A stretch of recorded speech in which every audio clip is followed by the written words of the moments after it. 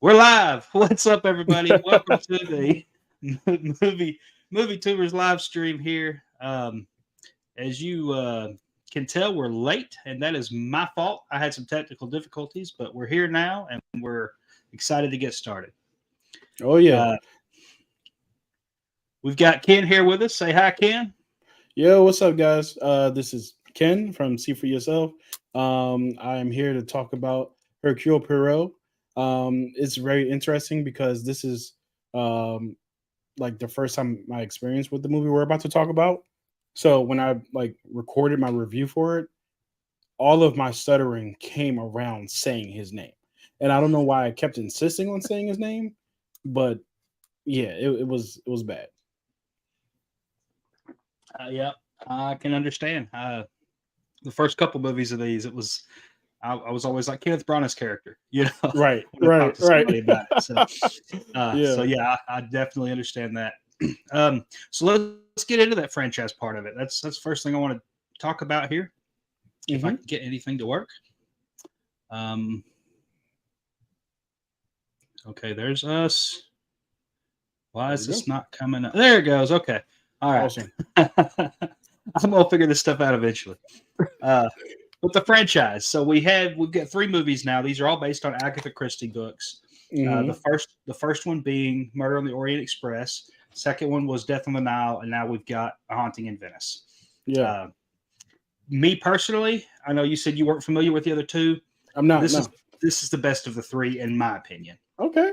What have you heard on the other two as far as this franchise goes? So I don't want to be excoriated for what I'm about to say, but what I've generally heard is that it's basically Knives Out, light diet Knives Out, and Hercule Poirot is basically a diet version of Benoit Blanc. However, comma, Okay. because it's Agatha Christie and she was before Benoit Blanc and Knives Out, that might come Yeah. off as a tad disrespectful. So I'm Yeah. not going Well, to go. I'm not going to I go there. mean, we live in a day and age where people are used to what they're used to now. I mean, Right. uh, my wife is a big, just to get off topic a little bit here, but look at DC and Marvel. My wife's a big Thanos lover, and when Okay. she saw Darkseid for the first time, she goes, "Oh, a clone of Thanos," and and my uncle went ballistic because he's all about that DC love, and he's like, Yeah. "No, no, no, Darkseid was first. Darkseid was first." Well, in her mind, no, no, no, Thanos was first because he was in the movie first. So That when is it comes to that, hilarious. so you make that comparison. You got Knives Out and these Agatha Christie books. Yeah, Hmm. people associate with Knives Out because they're the bigger movies and they're the better movies up to this point for sure. So Yeah. that's a comparison. Yeah. Give me 1 second. I'm going to jump and then jump right back on. You're good. You're good. All right. Well, he's jumping off for a second. Make sure you guys are letting us know in the comments what you thought of Haunting in Venice. If you thought it was a great movie, bad movie, if you thought it was as good as the other two, all that kind of stuff. We're going to get to those comments here after a while, after we get through our review of the movie.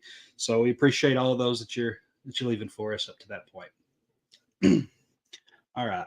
Um, where was I? Franchise. I hear my kid in the background. So if you guys hear that, I'm sorry about that. But so yeah, I've enjoyed this franchise so far. I do think that the first two, um, they had big actors, big stars for these movies, and they didn't really. What's the word I'm looking for? Man, my mind went blank on me. Uh, they didn't live up to the expectation based on the actors that they got for those roles for those movies. And I thought Kenneth Branagh has done a fine job. Hercule Poirot was an interesting character, but where he mentioned Benoit Blanc, Hercule's just not as interesting as that character was in the Knives Out franchise. And I don't want to keep bringing back and forth Knives Out to this. I don't want to keep making those comparisons. But when they're both murder mystery type franchises, then you can understand why it would be that way. All right, can still okay. Um, so I'm sorry, guys. All my stuff is out of order, so I'm going to try to get to where I'm going here. All right. So I'm going to talk about the story for A Haunting in Venice. This one's a little bit different. We've got Hercule is on his way to retirement. He's not taking any new cases at the moment.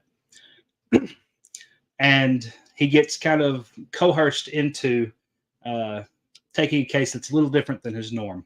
Hey, looks like Ken's back. Hey. Did you, before I get more into the story, did you have anything else to add on what we were talking about before? Yeah. So, So from what I've seen before, they've had Gal Gadot. They've had a lot of big name actors, and like I said, I hadn't seen the previous two, but the Death on the Nile and Train. I was about to call it Train to Busan. That is a totally different movie. Murder on the Orient Express. Yeah. Like they look like star-studded cast, but I'm kind of sad to hear that you're saying that the cast don't live up. Hang on a minute. Kid's coming in to say goodnight. Sure. Hey, buddy. Oh, You want to say hi? Yeah, he's going to say hi. Say Ken? Uh-huh. All right. Say night-night. night. We'll see you in the morning. Never hate to interrupt for that kind of thing. Sorry. Nah. But family's number one. Yeah. So the first one, Johnny Depp, and a slew of other really good actors. I want to think Willem Dafoe was in that first one. There were a lot of good ones. The second one, yeah, Gal Gadot.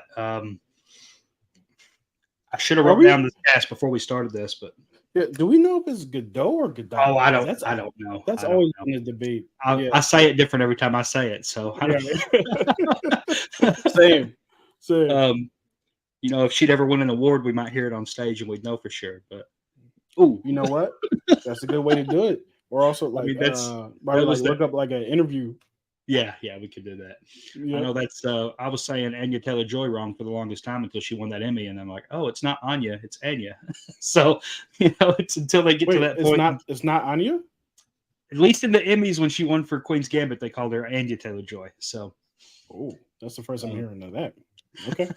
So ever since the Emmys, that's what I've called her on that one. But maybe that was wrong. Maybe they got it wrong in the voiceover. You know, who knows? Either way, people know what we're talking about. So, but yeah, and honestly, those first two movies, and I'm going to give away some spoilers, probably for this movie as well as those other two movies. I mean, if you hadn't watched those other two by now, then I mean, you're probably either not going to, or it doesn't matter that you get spoilers at this point. But Johnny Depp died super fast. Gal died super fast in both of those movies. They were a murder that led into something, and they were the top billing cast. So, you know, and I'll be honest, this movie didn't change things that much as far as that goes. No, I was actually really because I hadn't had that experience with the first two movies. I was actually really disappointed with the person who died early. I was like, oh, I kind of came here for that person, but yeah. So that's definitely. I guess I should have switched back to the franchise button while we were talking about this, but but yeah. So I kind of saw that coming a little bit, just because I was like, well, if they do like the first two movies, the big star is going to be gone. But that has been a disappointment up through in this franchise up to this point already. So that's just something to think about there. Gotcha. Anything else to add to the franchise topic? Well, no. I mean, like I said, I haven't had much experience with the first two, so I'm ready to dive into the new one. Absolutely. All right. And honestly, I don't think you don't have to have seen the first two to get into this one. So that's what I hear. I hear it's very much an anthology kind of thing. The only character that returns is Kenneth Branagh's Hercule Poirot. So that's all you have to know, is that he's your detective for these movies, and each movie is a standalone of its own. So, all right. So I started to say on the story, we're actually looking at Hercules looking at retirement here. He's not taking new cases at the moment. And we start this movie, and he gets roped into one. Tina Fey's character, what is her character name? I wrote it. I can't even pronounce it. Miss Oliver. She comes in. She talks him into taking a case. And that's really where we get our story kicked off. Yeah. Any thoughts on the beginning? Were you confused at the beginning of that one, not knowing? No, the context that was given was really all that was needed. So it didn't really confuse me going in. I kind of got the gist. The one thing I didn't know was whether or not Tina Fey has shown up in like previous movies. Okay. Only because he's like old friend and so Yep. on and so forth, and they did seem familiar, which I guess Kenneth Branagh did a good job of translating that. So yeah, so Mhm. that was the only thing I didn't really um like I wasn't really sure about going in. Everything else, Kenneth Branagh set it up pretty well for me. Yeah. So for someone who had seen the previous and not had seen her character, and then him to say an old friend, it very much could have went the other direction and Hmm. been a mess of trying to explain why this person's in his life and that kind of thing. But I too thought they did a good job with it. It didn't bother me that I hadn't seen her before, Right. and that worked pretty well for that. All right. So Hmm. they're invited to almost like a haunted house. They're Yeah, invited to this house basically. where Yeah. there's been killings, where this girl committed suicide allegedly, Hmm. um, and people are assuming that there's ghosts or spirits in this house, and there's all these old folk stories about a doctor and a nurse and children and stuff. So getting into this part of the movie, I assume you were aware that these are like a murder mystery type movie, or were you thinking this is a Oh yeah, I was all in for like the who done it kind of thing, okay? like in the same vein as like a Clue, which I honestly haven't seen, or other who done it as well. Yeah. Okay. Yeah. So um, if you have watched these movies before, or if you just watch a trailer, you should have got that little bit aspect out of it. But Right. they did allude to some supernatural things going on in those trailers as well, because you Right. don't Yep. really know exactly what's happening, but you know there's something up.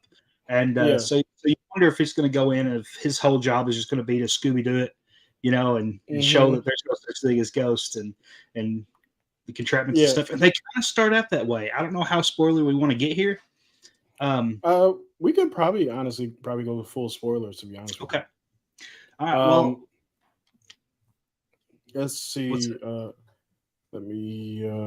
No, go ahead. Keep going. Oh, okay. Okay. I thought you were going. So we've got Michelle Yeoh's character comes in to do a seance, and Madame Reynolds, Miss Reynolds, uh, is her name, and she's in touch with the beyond. That kind of character. And we see her come in, and we see the uh, Hercule is not quite impressed. He doesn't believe in this kind of thing. All that sort of Oh yeah, stuff. he was against it from the beginning. Yeah, yeah, absolutely. And so we see, oh, look at you making us all fancy. Awesome, awesome. Yeah, we'll at least leave that on to the story for sure. Yep. So she comes in, they start this seance. They're going to try to reach out to the dead daughter, the one that had committed suicide, or spirits took, whatever had happened, and talk to her. And it starts to get a little spooky looking, and then Hercule immediately, almost immediately, points out every one of uh, the issues Yep. with this seer. So what'd you think of all that? I mean, movie over right away. Like, No, so the funny thing for me was like so Kenneth Branagh had a really difficult task of getting us to first he has to help the audience who hasn't experienced these movies before uh understand that Hercule is my dog is moving me away from my desk. That Hercule is not one to like care about or dabble in the kind of like medium type of thing. So that's the first thing that he has to set up, and then he has to create a realistic way for Hercule to question what he knows to be true, so that the audience, like you just said, didn't feel like okay, movie over. So and I think he did a really good job of that. So yeah, so I didn't feel like movie was over because I kind of got the feeling that okay, something here is going to happen to like give us like they're not going to let us solve it right in like the first 5 minutes. yeah, yeah, that's that's very true. And we go from that point, and after she's outed, we see some more shenanigans happen. We see uh, more doors get kicked open, windows brought back, and it's like, oh, so maybe this is the real spirit now. I'm mad that she's trying to call spirits fake, and Right. that was a cool concept and idea of what they were doing there. Yeah, for sure. Like I like the fact that that we'll talk about later on in the movie about how those things transpired.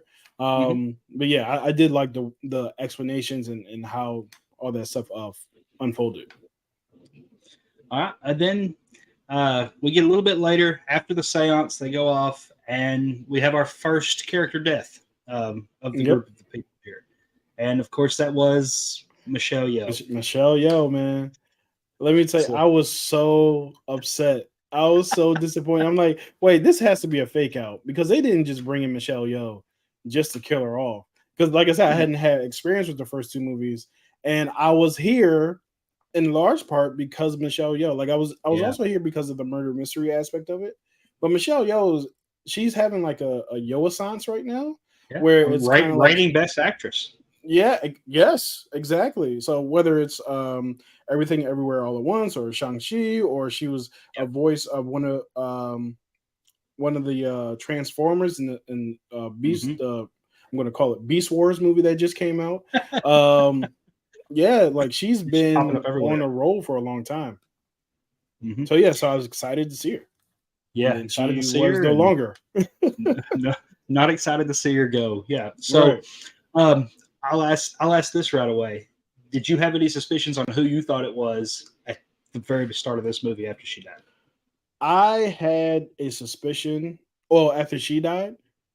Yeah, yeah, Um after she died. After she died, I wasn't sure. I was like, well, no. After she died, I thought it could have been her two assistants. That's who I thought Okay. it was, because it was like, all right, these are the closest people to her. So that kind of like makes the most sense. And they had they said, well, now that she's gone, our ticket out of here is also gone. So yeah, they did a really good job of making you think it was everyone at some point. Yeah. So yeah. Okay. Yeah, and I'll be honest, the first two movies, I didn't get that feeling. My wife had it figured out within 10 minutes. Mhm. The first couple movies. So it was nice that it kind of happened this way. And then there's that aspect of we don't know who killed or if someone killed the daughter. Right. I think of her name. I don't think I wrote that down either. Yeah. Uh, and then we don't know You if know, that's the same person that killed Michelle Yeoh's character. So, right. we've got one, possibly two, maybe more murderers. The second movie ended with it being like the whole train, Right. or was the first movie ended with the whole train or whatever. Turned out to be the murderers. They were all in cahoots together. So, you Mhm. don't know if you're getting in one of those situations again, or if you're getting, exactly what's happening. So, Yeah. Yeah, well, like I said, he did a good job of making me think it was everyone. The one person who I did kind of guess that it was Tina Fey's character close to the beginning. I was like, this makes perfect sense. She just okay, explained that she has a book that yeah, she needs to that her books aren't doing well, that they're being slammed, and so she's getting him out of so basically what the story ends up being. But then they do a good job of moving me off of that. yeah, So and then the one person who I was like, oh, because like in the middle of the movie, I was like, it's her, right? Because she's the person we least expect. hmm. Yeah. I don't have you. Are you familiar? Have you ever watched The Office? I've watched a little bit of The Office. I'm honestly not the biggest Office fan, Okay. so All uh, right. So they play a murder mystery game like in the show. okay, And it's like it's never the person you most suspect. It's never the person that you least suspect. It's always the person you most medium suspect. I was like, and that has carried with me ever, ever since that episode. But yeah. okay, yeah, yeah. I mean, that holds true to a lot of these type of cases, so Hmm. it makes sense. All right. Oh, so we go from she gets killed, Hercule locks the place down, and everybody's a suspect. I think that's what happened there, right? He did lock it down after her death, right? Yeah. All right. Yep. It's been a Locked it few all days since down. I've seen it now, so I'm trying Yeah. to make sure I Like remember everything in the Saturday. context. Yeah. Yeah. Uh, Everything gets lost down. He starts doing the interviews person to person, Hmm. and we get to learn more about the characters, get to see a little bit more and hear about their backstories. Um, We've got the doctor. We've got the mom of the girl that had died. We've got the doctor's son is in here, and I'll get to Yep. him in a little bit. Yeah. Yeah. We got to Man, get to him. Yep. That great boy character, was great creepy. actor. Yeah. Yep. Um, anyway, Yeah. so I don't know where I'm going with this right now. I'm trying to get to the story. No, go for it. uh, So yeah, so we pick up, and so everybody gets like locked down, and yeah, Hercule starts interviewing people like individually. So and not only does he start interviewing people individually, he splits up the two partners of Michelle Yeoh's character and starts kind of like trying to play them against each other. So it, now that we're was in the very phase where he's interesting. going, yeah, yeah, because they were kind of like like their whole thing was that they were trying to escape or make it out or make it to St. Louis, which I didn't realize was a destination Yeah, that was a place little in odd. America. Yeah, but yeah, so they even had an address picked out, which was interesting. Hmm. There was no Google Maps back then, so how did you know that there was? And so yeah, so you had all this stuff. So yeah, so now we're in the phase where Hercule's doing his individual investigations, and that actually kind of takes up a good portion of uh the next hour or so of the movie. So the next hour or so, we're just getting to know characters. We're getting to know their backstories, and we're trying to figure out and deduce as us as a viewer, along with Hercule, and we're along for the ride with him to Hmm. try to make our own decisions on what we think's going on. And you mentioned those two. It was really cool that they didn't have the same stories on Yeah, everything they were saying. Like they weren't. It wasn't matching their stories right. 100%. And and I think that mostly came from like the idea of like perspective. Yeah, I don't even think they were like necessarily like lying. I think they just had different perspectives of yeah, they were because they looking at it a had different different way. perspectives of Michelle Yeoh's character. Hmm. You know, so as they explained, one of them trusted them with I think the boy trusted him with like his whole heart, and the girl was like she's just a means to an end. Yeah, yeah, that's how they looked at it. It's not that they were, yeah, like you said, they weren't just trying to lie. They were just it wasn't the same outcome for either one of them, even though they were both trying to get to St. Louis, I guess. Right, So we go from that. We get to know everybody a little more. We get suspicions raised back and forth. We get a fight um, right, between Jamie Dorman's character and what's his name? Is it Kyle Allen's character? And the doctor and the ex boyfriend. right. And that was a pretty intense fight there. I Yeah, it was. thought one of them was going to get murdered at that point, but it does lead into eventually the doctor getting killed. Yep. Well, And actually, before we go there, yeah, I yeah. wanted to ask you one thing about the boyfriend or the ex boyfriend. Okay. During this movie, I'm watching this gentleman act, and I'm like, man, he'd be a great Captain America replacement if need be. Like, I don't know if you got that feeling, but it's like, man, he like carries himself like Steve Rogers. He sounds like Yeah. Steve Rogers, like just like Chris Evans and stuff like that. So yeah, I was sitting there like, yeah, that's I didn't Cap. think about that, but Yeah. that's not it wouldn't be a bad choice for him, huh? Hmm. If they And decided to reboot. before we go forward, I think that it's important that we recap on one other thing, which was uh, the bobbing for apple scene between Mm, Michelle Yeoh and uh, Puro. Because if okay. you remember, like right after that, he gets knocked over the head, and Yeah. I think that's Yeah. We did before. skim over that. Yeah. Yeah, Before she yeah, dies. right. And he wakes up, he's kind of groggy, and from there on, he's kind of like he's compromised Yep. for the rest of the movie. When he's doing his investigations, he's having trouble staying focused. Yeah, and that kind of ties into when you're seeing some of the spooky stuff happening, you're wondering Right. if it's okay. Is this concussion? Is Hmm. this something that's happening? Yeah, absolutely. That is some Right. stuff because when he's bobbing for the apples, he was dressed in Michelle Yeoh's character's clothing. So the Yeah. person that you know Bopped him over the presumably head. bopped him over the Yep. head presumably thought it was her. Then she died just a few moments later. So Exactly. Yeah. And like, let's just stop and let's talk about one very important thing. I want our audience to really hear me out and really understand where I'm coming from when I say this.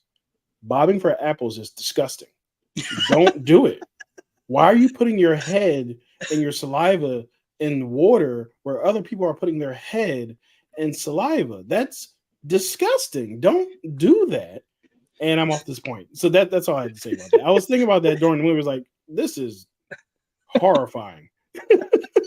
I mean, people didn't think about that back then. When I was a kid, we did Bobby for Apples all the time at school. I mean, every fall festival we had, we did it. My mom exclusively said you are not allowed to do it. I mean, I feel like today's day and age, after COVID, I bet you there's not a whole lot of bobbing apples going on anymore. If someone offers to bob for apples, we're going to look at them like, what are you talking about? Yeah. Who you working for? Yeah, exactly. Yeah. So, okay. That's good points, though. Is there anything else you wanted to bring up that we passed over that I forgot about? Yeah. So when he is struggling with the I guess we could talk like he's hearing voices, he's kind of groggy, you can tell that he's not all there. That's the part where I was talking about Kenneth Branagh did a really good job of communicating to us why Hercule would eventually question what's happening, because otherwise, Hercule is sharp as a tack. He ain't going for none of this. But it takes that kind of event for it to be believable for him to even like question the things that he knows to be true. And I think that was a good thing that he did, because with all the supernatural stuff, Hercule ain't going for that. Yeah, absolutely. And it probably is one of the big differences between this and those other movies is the fact that he had that to play off of. And in the other movies, there's a ghost in my room too. I think I heard it. Yeah. So in the other movies, he was just straight. He was the detective and he was interviewing and then he was figuring out what was happening and that kind of thing. And this one, adding that extra element to it gave him more to do as an actor. Although I think he was also the director, but it did give him more to do as an actor, than what he had in the previous movies. Yeah, I think that was a smart choice on his part. Yeah, absolutely. Maybe why he chose to do this book next. To change it up a little bit. Yeah, I think that's also smart.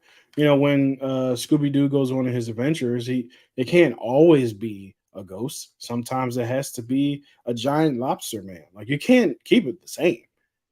This. Did I say Snoop Dogg or Scooby-Doo? I think you said Scooby-Doo. Okay, but I thought I was getting my dogs mixed up. I mean, Snoop may go on some adventures like that too, but especially when he's hot. He's them ghosts and lobsters he's seeing might be a little different. Yeah.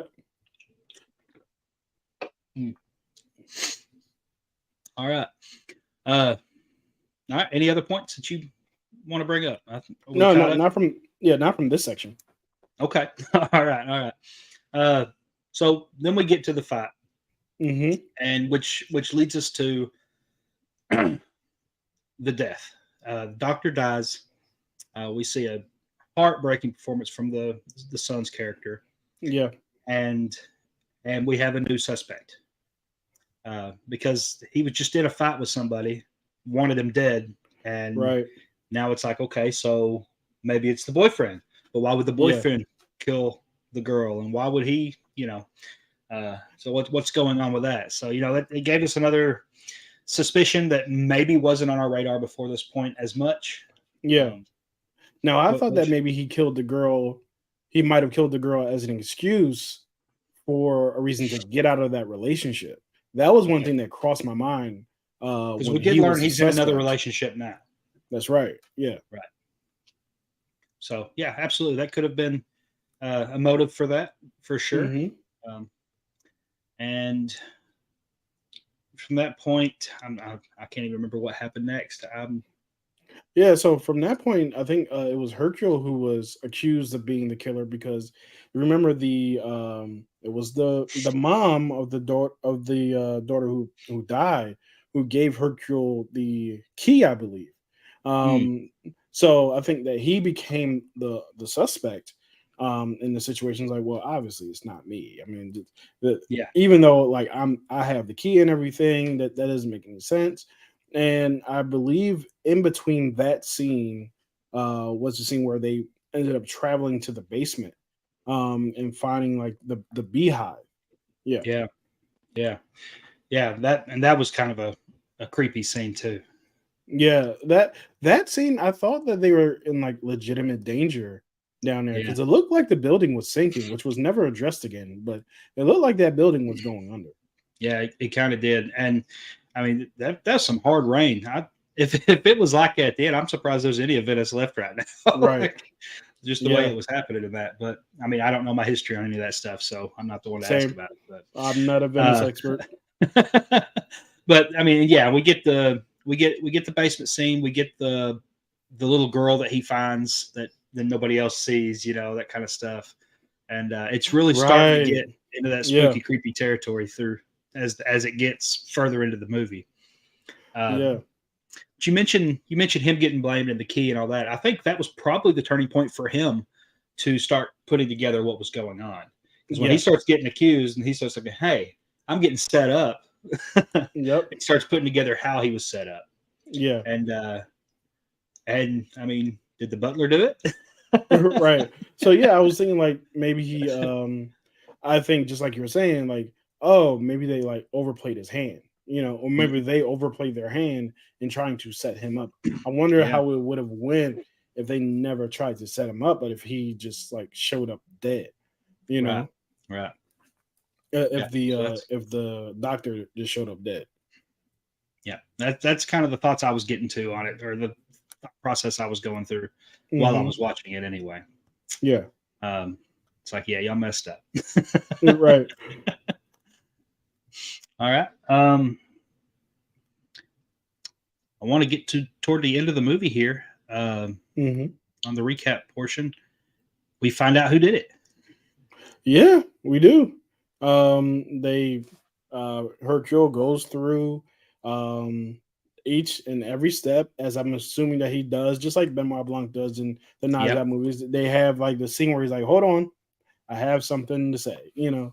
and we find out that it's not just one person; it's a group. Yep. It's a group effort.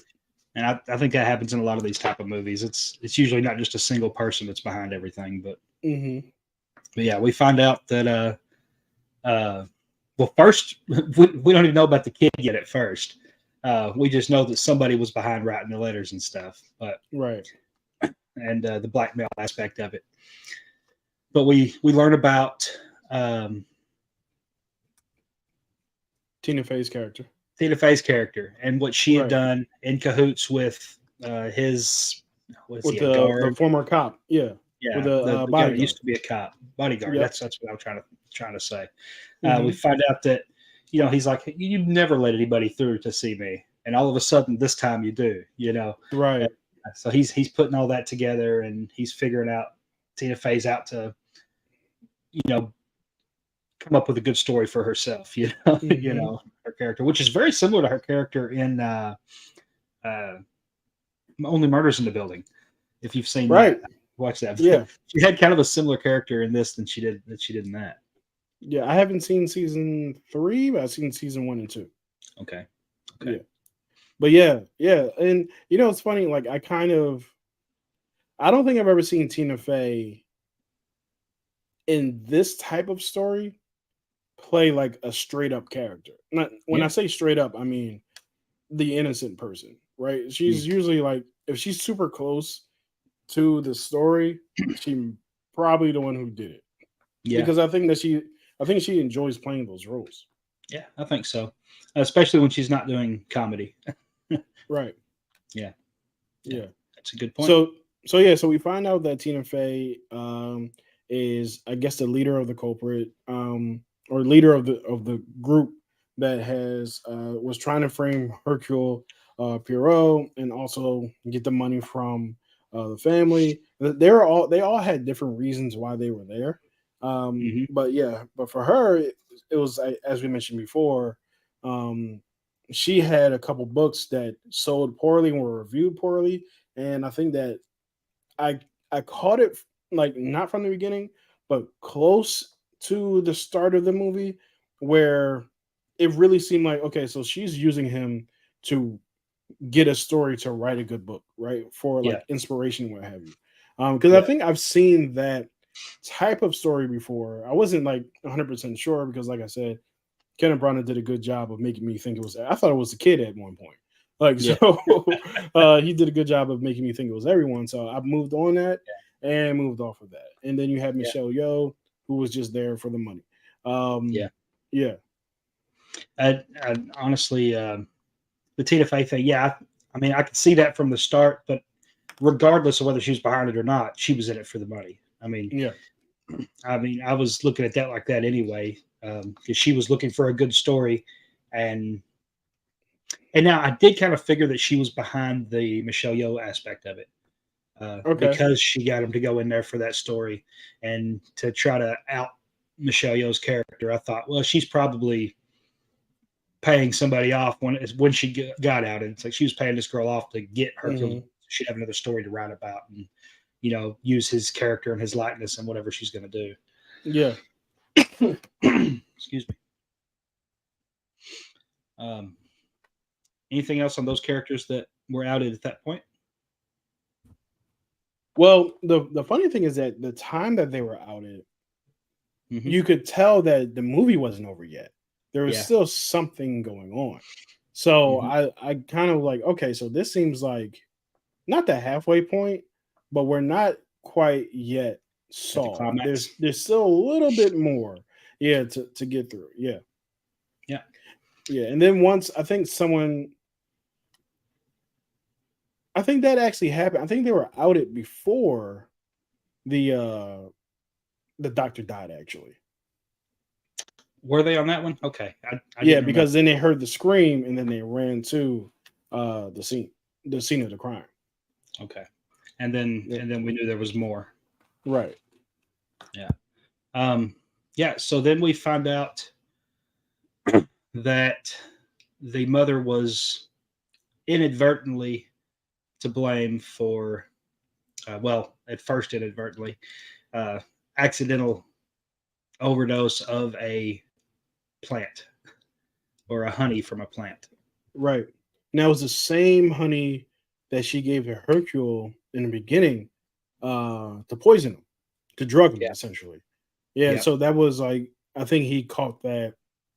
I think he caught up to that later when he saw the beehive in the basement. He's like, okay, so you keep these, and oh, remember also they did go up to the garden where you saw the flower that was rare and only grown in like certain situations. So he Yep. started piecing it together from there. Absolutely. Yeah. And that was pretty interesting because then we're looking at Hercule as, man, this guy's been drugged. He's been bashed up the back of the head. Yep. Like, there's no wonder he's struggling right now Yeah. with all this stuff and seeing all these Hearing things. voices. Yeah. Yep. Oh, and remember the water faucet scene where he like turned on the hot water, And and that I was like, that's when I really started to question. Okay, so is there something supernatural going on here? yeah, Because that's kind of that like, was creepy. yeah, Um, but the supernatural stuff didn't end after learning that stuff about him, what was really going on too, because mhm, when Mama gets up on the balcony, it sure yep, looked like she's pulled down by somebody.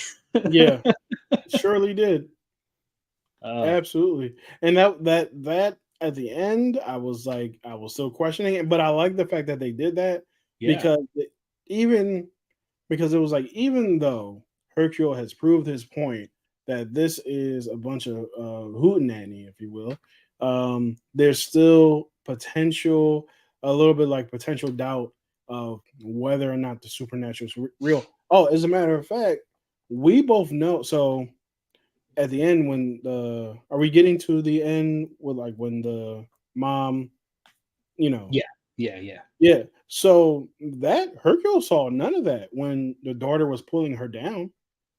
So No, that was kind no, of like, kind of is left there up in the something? air. Like, yeah, Yeah.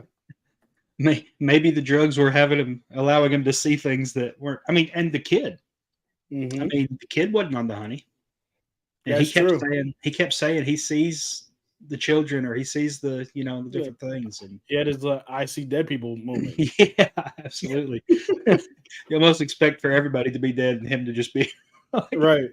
But no, the kid, I mean, despite realizing at the end that he was completely innocent, he was still creepy as hell. Like that kid needs some like social interaction, needs a Yeah. little bit, needs to be a little bit, needs to live somewhere else other than like a haunted mansion.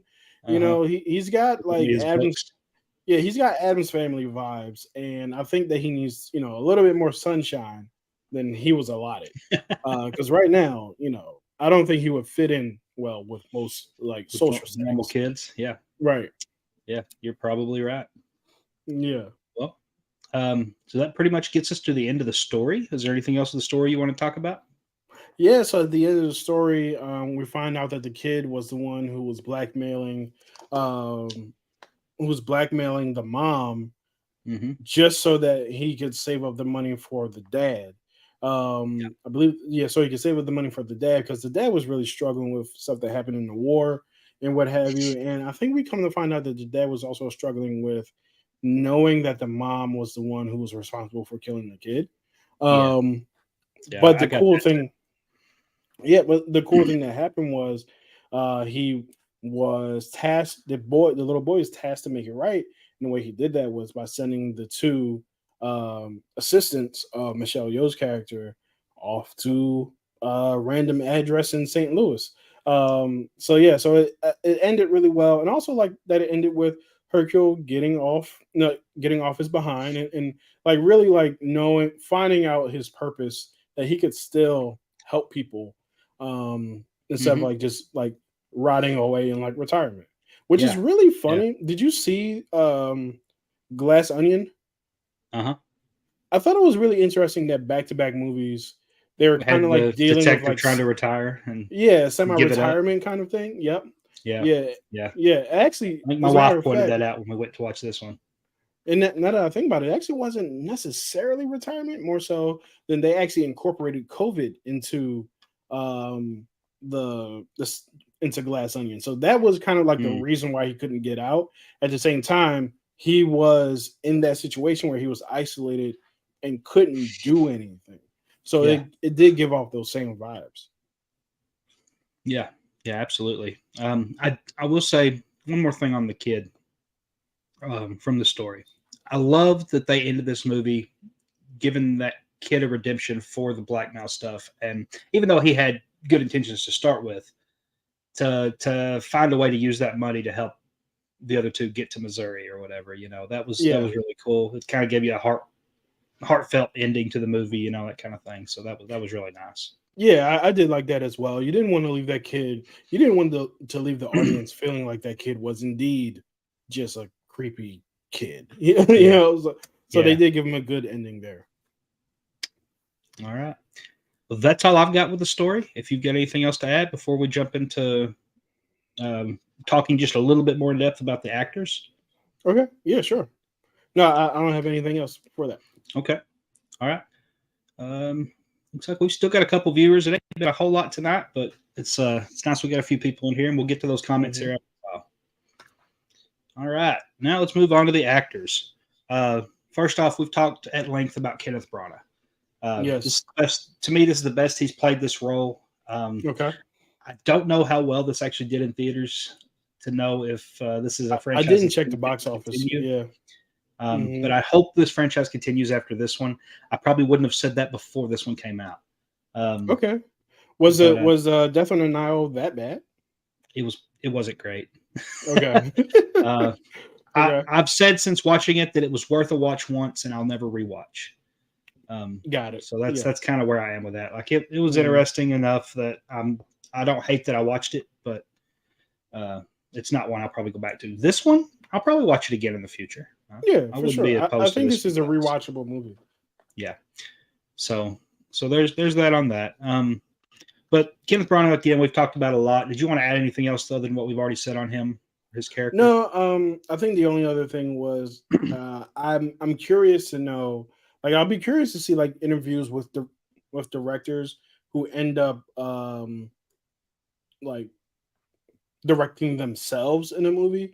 I know Hmm. Michael B. Jordan just did that with Creed 3. I know that Yeah. actors have been doing that for a while, directing themselves in their own movie. Hmm. But I'm always curious to see what that process is like. Only because Yeah. typically when you're just the actor and you're dealing with the director is giving you direction, but he's Yeah. also giving you correction. So I'm wondering why, or not why. I'm wondering how that fit, where that filter comes from when you're the person Yeah. in charge, and maybe you're being over the top, or you're the one who's like not Yeah. like delivering the line well. So I And I think that wonder you how have to much be, of that you have yeah, to trust in your assistant director as well right, to yeah, to keep you on your game too. I don't know. I don't know. It yeah. probably depends case by case scenario. I know earlier this year we also had Ben Affleck directing himself in Air. Oh, that's right. And Yeah, but he was a supporting role in that. He wasn't yeah. the He's main a very character. small role. Yeah. So that might be a little bit different whenever you're just Hmm. directing yourself in a small role. We've seen it in like Mandalorian episodes with Carl Weathers. He's directed a Right. couple episodes where he's in and that kind of thing. But he's not the main character in it. So Yeah. And speaking of yeah, Ben Affleck, it I is think he interesting. directed himself in Argo, if I Yes. recall. Yep. Sure Yeah. So did. yeah. Yep. One of them snub directors. Yeah. Not nominations even. He didn't get Because nominated for he's that. good. He's actually a really good director. And I think he won the DGA for best director for that movie that same year, and then didn't get That's nominated for the crazy. Oscars. So Yeah. that was The that was a idea crazy that you scenario. win the Directors Guild of America award from the directors, but you don't win the best director award Right. is crazy. All the directors are like, he is the best, and everybody's like, eh. Well, Yeah.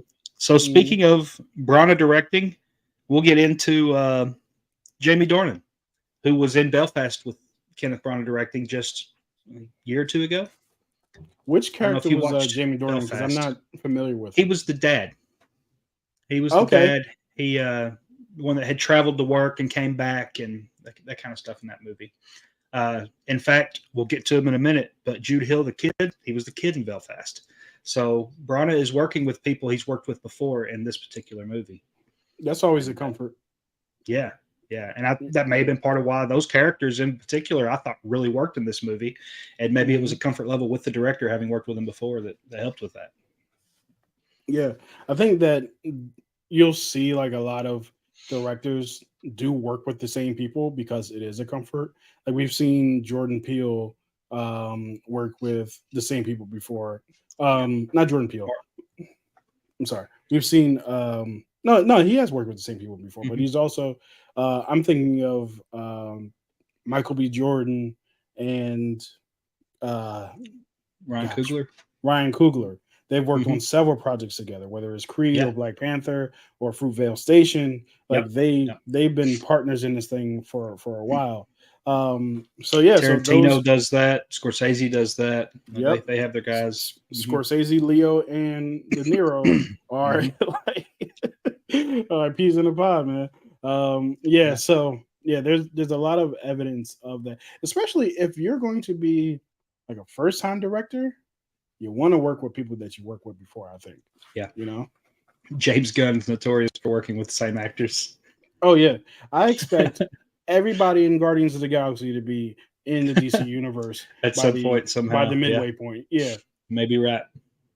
But we also Well, have some questions in the chat if you want to go through okay. some of Yeah, those. we Yeah. can go on over to some comments for a minute, and we'll see what Hmm. you guys are saying. We'll just go on to the top. Oh wow, we got a lot of we got a few in here. Hmm. So this one came in before, but I'll go ahead and read it. What's up? Just want to let you know I subscribed to your channel, got the notification bell on, and favorite movie is Fat Albert movie starring Kenneth Thompson. I did Nice. respond to that one there, but that's I thought that was a cool favorite movie. I don't see Yeah. that one very often as a favorite. But Um, also thank you for subbing to Movie Time Minutes channel. Like that's awesome. yeah. Let me ask: are you getting comments the same, or are we getting different Yeah, comments? Do I'm you seeing the know? same comments you are. Yep. You are seeing the same. Okay, Yep. that's cool. I wasn't sure Yeah. how that was working with this since we're doing this simultaneously this time. Hmm. That was me. And then he said, Lance Jackson movie fan also said, and I also love Shrek. Got to go with the first two. Oh yeah, first two Shreks Absolutely. are awesome. Yeah. House of L says hi. Hey Uncle Hmm. Donovan. House of L also says the one with Gal was just okay. Yeah, I mean, I said that's one I didn't hate watching, but I probably won't watch again. So Hmm. View with Drew. Hey, what's up, Hey, what's everybody? up, Drew? Hey, Drew. Good to see you. Glad you could join the stream tonight. Oh, House of L. They were mostly bomb. Why did they make third one? I didn't even hear about this one. Yeah, I don't Wow, think the that's first two wild. made very much money. Yeah, I really don't. I wonder if these are just passion projects for Kenneth and he got them up and going. I don't imagine they were expensive to make, but then again, they've had some high profile actors in these. So, that's true. But also, I kind of feel I get the feeling that me and you, as movie buffs, knew this movie was coming out. yeah. I'm not sure how many other people knew this movie was coming out. No, I know when we went to the theaters, that place was dead, and it was dead when we went to watch Blue Beetle, but it was Yeah, dead when we went to watch this. So yo, real talk. There have been a lot of dead theaters this year. yeah, So I like think that you got your few big movies that have gotten a ton of audience and a lot of views, but I'm your suspecting regular movie just that. ain't get. Yeah, I'm suspecting that the Marvels will be that way too, even though I don't want Think it to so? be. Yeah, because I'm looking forward to that movie, so it's not. I'm Yeah, not throwing shade on it. I really want to see it. yeah. I I mean, the think first Captain Marvel made $1 billion, but then again, it did. But uh, but a lot of has any people didn't come superhero out of movie that made a happy billion too. this So year? Yeah, superhero movie, no. The closest we got was Guardians 3, and it made close, but it in the 900 millions, I think, but it didn't get to $1 billion. yeah. And so my prediction is the one that will maybe not make a billion, but the theaters will be packed. The is Killers of the Flower Moon. I think that Hmm. one will Okay. be maybe the highest box office movie for the rest of the year. Hmm. Or in this last That quarter of the year. okay. I'm not saying for You're the not full. saying it's going to pass It Barbie ain't or beating Mario Barbie. Brothers. No way. No way. Okay. Okay. Not a 4 hour movie. Not a 3.5 hour movie. Yeah. Not at all. I honestly, I don't know. I could see it doing Oppenheimer numbers. Yeah.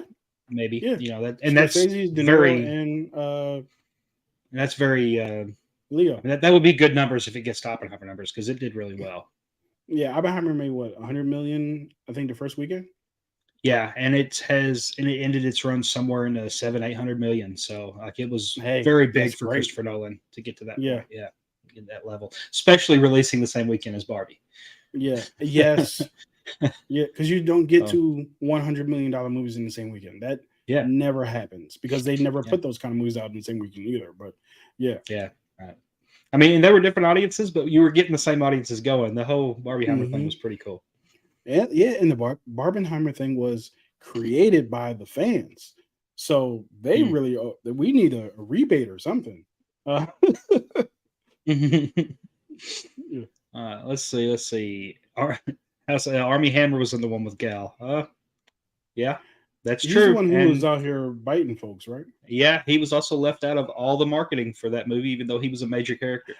I remember that story now. They even had the Wow, character posters come out, and this dude is in it more than Gal is. wow, And because I told you already, I've done spoiled it for you that she dies quick. yeah. He's in this movie more than she is, and none of the That's marketing. That's sad that it came to that. I mean, I know they delayed it with all that stuff, and hmm yeah. I think it was you were delayed hearing a stuff whole that year or something like that. yeah, you were hearing stuff they might try to remove him from it, but then he was in too much of it to remove. So Yeah. it was that was a tough situation. hmm All right, let's keep going from there. Don't talk bad about Wonder Woman. I think that's when we were talking about like uh Gal Gadot, her performance. I think you were talking about her performance in the movie. Is like she wasn't that great, even as like Yeah, one of the yeah, most prominent people on the poster. yeah. I mean, I was talking bad about her, not Wonder Woman, but Right. I, oh, I don't. Yeah, right. what are you gonna say? Speaking of what, I forget what actor or actress it was.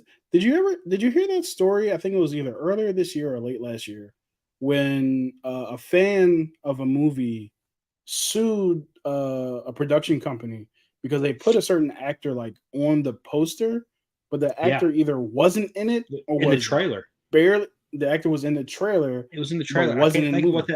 I can't think of what that movie was, but yeah, I do Yeah, remember the story. And and they trying to won. think of yeah, yeah. Yeah, they I actually mean, won. and when you've got a, and I wish I could remember who that actress was now that you bring that up. But when you have a I felt like high it was profile Kristen actress, Stewart. For some reason, I felt like it was Kristen Stewart. Kristen Stewart?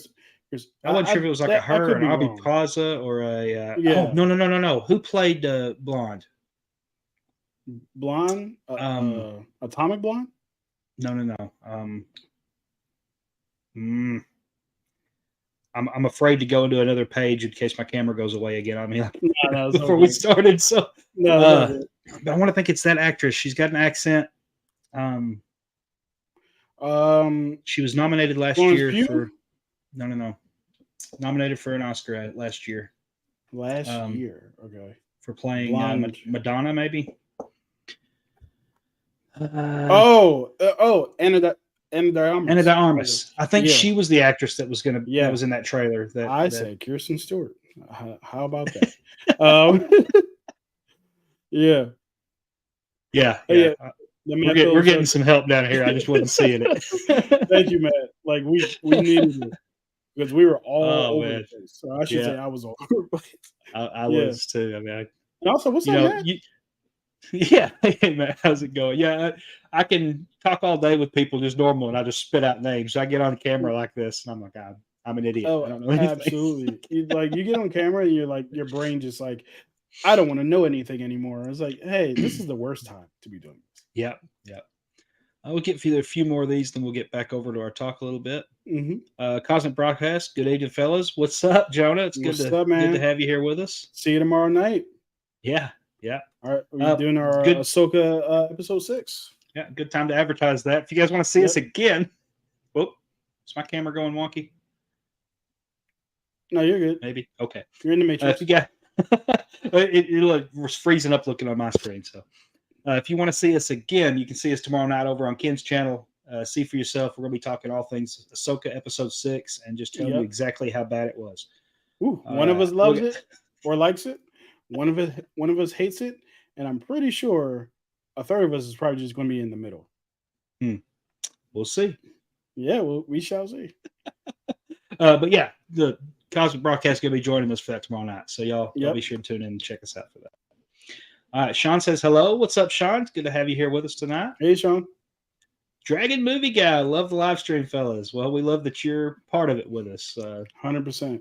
I especially love to see people that are way bigger than me coming into our live stream and chatting. That's really cool. Nice. I enjoy that. Yeah, that's always good. Always good to see. Did you guys find Michelle Yeoh's wig distracting? I didn't notice it. Neither. Yeah, I thought her wig was fine. Her wig was cool. I was more, you know, the spinny chair scene when like she started freaking out. And during the seance when she got found out, she killed that scene. She did great in that scene as well. Absolutely. Yeah. I mean, and okay, we're gonna pick back up with Matt Film here in just a minute. Let's go back over real quick. We'll get back to the actors just to talk about that. Yeah. Michelle Yeoh, she was in so little of this movie, but every part that she was in, she was fantastic. She is incredible, yo. She's you put her in any movie, she's going to elevate it. She's that good. Has she ever put in a bad performance that you can remember? No, not that I can remember. I was actually thinking about this when I was recording my review. I was talking about the Yeoh science, and then I got proven wrong about that because what I was thinking was, because after Crouching Tiger, Hidden Dragon, she wasn't in a lot and blah blah blah. And then I was like, well, before I say that, let me just go to IMDb. DB. Yeah. I'll pick up the IMDb and just make sure she's in something every single year. So I don't know what the hell I was talking about. And there are like major things and like smaller movies and stuff like that, but I don't know.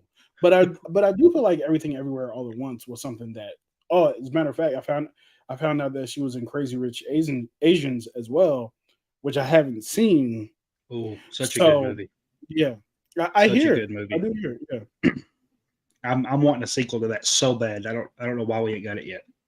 A sequel? Oh, it's one of those.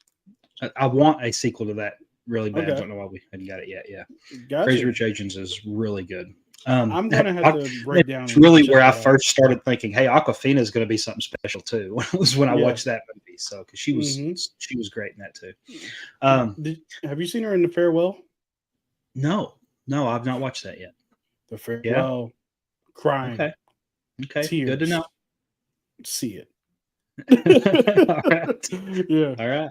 Ken has Hmm. spoken. I have spoken. All right. Uh, I've done lost all train of thought. We were We were talking talking about Michelle Michelle. Yeah.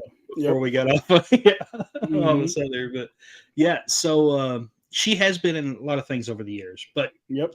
it wasn't really until recently that you're seeing her as the lead. Right. There's not enough as far as these bigger movies that everybody's getting to see. Uh, she hadn't been at the forefront with the lead, and I'm so glad that she's. I hate that it's at this point in her career, but I'm so glad that Hmm. she's getting the recognition now that Yeah. she should have been getting all this time Yeah. as one of the better actors or actresses that we've got. Absolutely. And just not for nothing. She can kick your ass. Like she can kick Yeah, anybody's ass yeah, in this live stream. I'm sure. I believe it. Yeah, she come Yeah. right through this camera if we say anything bad about her right now. So And uh, that'll never be coming from me because nope. she's dope. Uh, all right. We talked about Kenneth. We talked about Michelle. We talked about Jamie. We talked a Hmm. little bit about Tina. We did talk quite a bit about Tina, I guess, because we talked about her role and how it's. Oh, No, I'm here. oh, okay. I got the notification that my computer's about to die. I was like, wait, you don't want that? Oh, yeah, better get that plugged in. We talked a little about Tina. It's great to see her take on a role like this, and it was a little bit different for her, and that was nice. Hmm. Um, the other actresses in this movie, they were fine. I didn't think I saw Yeah. any standout performances, with the No. exception of I love this kid, Yeah, the kid was good. and I liked him in Belfast, and maybe I'm because I I liked haven't him in seen this so Belfast, by much. the way. Yeah. I honestly didn't love the movie, but I love the performances all the way across. I mean, Gotcha. Dame Judi Dench, so good. Oh, Judy Dench is awesome. So this kid in Belfast, he was the lead of this movie, and he carried all of these other actors that were bigger actors. What's his Ciarán Hinds, whatever that guy's name is. He Hmm. was in that. You had Jamie, you had uh, Judy. I mean, you had these bigger named actors, and this little kid in that movie who's probably 3 or 4 years younger than this at that point, Wow. filming. Yeah. Just carrying all of them, and he was so good in that. And then seeing him pop up in this, at first I didn't recognize him. He's a little bit different. He's grown a little bit, and I thought he was great in this too. This is 2 movies in a row I've seen this kid where I completely believed his performance, and I'm usually not a child actor person. Okay. I'm one of those. I'm usually like, I mean, when I watched Black Adam, I could have thrown something at the screen with that kid that was in Black Adam, Which and one? and There's a lot of kids in Black Adam. the Oh no, not. I'm sorry. I'm thinking of Shazam. oh yeah, Oh no, yeah, Black that Adam. kid. No.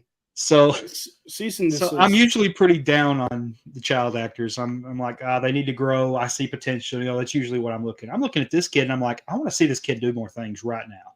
I mean, this is like young Macaulay Culkin performances right here, and that's what I'm getting out of this. So Yeah. that's just my 2 cents on this kid. No, but to your point, what have we been saying about this kid this entire stream? That kid was creepy. Yeah, He was weird, and he needs help and all this other stuff. That's because he put in a great performance that made us feel that way. So yeah, yeah. he did a really good job. So y'all keep your ears out for Jude Hill because he's going to be in more. I guarantee it. He's got a good name. Got a good actor's Yep. name. That's for sure. Jude Hill in Terminator 72. Yep. So you can all see it. All right, let's jump in and talk about some other thoughts we had on this movie. Is there anything else in this movie before we get to our rating and that kind of thing that you'd want to bring up and talk about? So I found that this movie was the perfect kind of low stakes, like weekend adventure. It's not tied to, I guess technically you can call it a franchise. It's not tied to a major franchise. It's like one of those movies where it's like, hey, I just want to go to the theater and just have a good time. This movie, I feel like, is a good time. It's not something that you're going to, write home to mom about, because we don't write letters anymore. But you know, it's not one of those kinds of movies. But it's something that I would love to get on the stream with you and talk about because it's Hmm. just it's still engaging. It's still really good. So yeah, those are kind of like my final thoughts on it. I'm not sure if we're going to get to ratings. Yeah, we will get to ratings next, I guess. But yeah, I think it's a solid movie. I think I would like to see like if another one came out after this, Hmm. I would probably be ecstatic about seeing another one. Yep. Because a good whodunit, like there's nothing better. So yeah, those are like my final thoughts on this particular movie. Okay. Yeah. For me, I'm gonna piggyback off of you a little bit. I was depressed walking out of this theater seeing that my movie theater was only half full because I think this is a great just go to the movies, get a bucket of popcorn, Yeah, uh, enjoy your time, have fun with it. Um, Jump scare with a couple people if there's one or two of those, and yeah, and not the I don't know. theater, Netflix, Hulu, Paramount Plus, like put another one somewhere. You know what I Yeah, mean?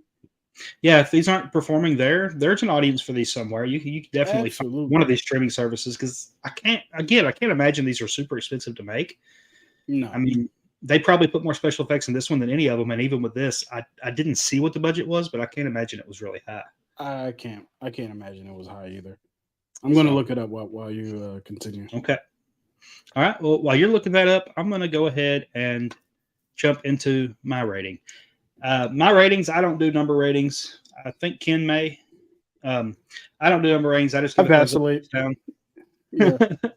down. I'm just, I'm not good with argument confrontation, and I just know somebody's going to argue with me if I give a number score. So I'm going to give Hmm. this one a thumbs up, and that's where I'm going to leave it at that because I enjoyed this movie. I thought it was worth watching, and I would recommend it to others if they asked about it. Okay. Yeah. So I vacillate between like number scores or like letter grades, just like the same ones we had in school. So for me, I would say that this is like a C plus, Okay. but heavy on the C part. Like it's not the greatest movie in the world. I think we talked about that, but it's also not bad either. So it's kind of like right in the middle, but not something that you would necessarily call. Um, I'm trying to think of another movie I saw this year that was just like that happened. But no, this is a movie that's worthy of talking about. So yeah, I would definitely give this a C plus for sure. But if I'm going by your scale, that's a thumbs up all the way. I would definitely say maybe you could. I mean, because we want to see more, I wouldn't encourage you to wait for streaming. But if you're kind of like, I only have $5 this week, it's either eat like feed my child or like go see this movie. I would probably feed your child. I don't think there's ever a situation in which you wouldn't. Oh man, I don't think there's ever a situation where you would feed your child in that situation, but feed some your big movie child. lovers out So there. Yeah. yeah, yeah. Oh man, this end game is either end game or the end of James. I don't know which one I'm going to choose. Uh, Wow. yep. Okay. Hey man, it gets like that sometimes. You got to make decisions. You got to make choices in life. Yep. Yep. Yep. I guess that's fair. That is fair. Yeah. Yeah. With my rating system, those first two movies would have been like a sideways thumb, and this one's an up. So that's where I am with that. Okay. It's not the best movie I've seen this year. It's not top 10 movie I've seen this year, but it is not one of the ones I'm going to put in a. Am I thinking about my top 10 worst movies? It's not even going to be considered for those. So Oh yeah. there's Nah. there's that. This like makes the cut of the movies that now are in top 10 or the bottom 10. It's just Right. kind of like solid. So I'm Yep. looking at the box office. I'm trying to figure out what the budget was because you would think that that would be next to the box office, Hmm. um, but it's nowhere to be found. Let's see detail. Oh, I need IMDb Pro. Oh I need to pay for it. wow. Let's see. So gross U.S. and Canada, 17 million over that first weekend. Gross worldwide, 40 million. Now I'm really curious because if it made 40 million, I really do want to know how much it cost because I don't. I just get this feeling that it probably didn't cost. Maybe it did cost 40 million because of some of the special effects. Um, but yeah, opening weekend it made 14 million. So it Okay. looks like, all right. So if it grossed 17 million in in the USA and Canada to this point, and opening weekend it made 14 million, but the gross worldwide is 40 million. That means it did really well overseas, Yeah. or it did much better overseas than it did here. Yeah. Which That's sometimes movies get made just because of those overseas numbers. yeah. It makes me wonder. Do you see the numbers for the first two movies by chance to see how they did overseas? Because I'm wondering if that's why these movies keep getting made is All right, part so of that. Since we had I a have question about that earlier. Murder on the Orient Express pulled up. I'm going to look for the box office, Okay. and that one. Why are they giving me the budget here? They give me the budget. So the budget for Murder on the Orient Express was 55 million. Okay.